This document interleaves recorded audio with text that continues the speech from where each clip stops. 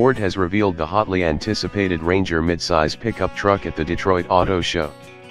Fueled by the growing demand for midsize trucks in the US, Ford developed the new Ranger specifically for North American customers, making it also the first time the Ranger nameplate is offered in these parts of the world since 2011.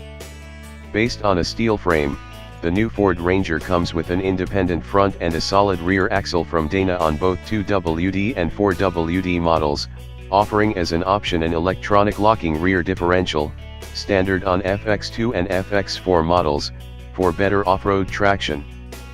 Power is provided from the familiar 2.3-liter EcoBoost engine that's upgraded with a forged steel crankshaft and connecting rods, and chain-driven dual overhead cams for added durability.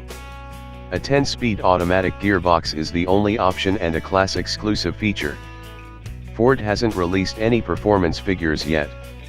Ranger's proven 2.3-liter EcoBoost provides a torque target on PAR with competing V6 engines, but with the efficiency of a 4-cylinder, said Hao Taitang, Ford Executive Vice President, Product Development and Purchasing.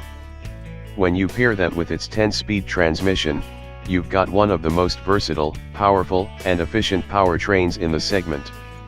If off-road performance is important to you, Ford will offer the new Ranger with the FX4 off-road package, which features more capable shocks, all-terrain tires, a frame-mounted heavy-gauge steel front bash plate and skid plates, and an innovative terrain management system with 4 different driving modes.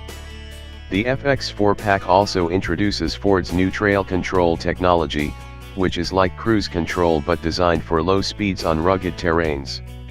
The new Ford Ranger will also offer a long list of driver assist and safety systems, including automatic emergency braking, lane keeping assist, lane departure warning, a reverse sensing system, blind spot information system with trailer coverage, pedestrian detection, and adaptive cruise control.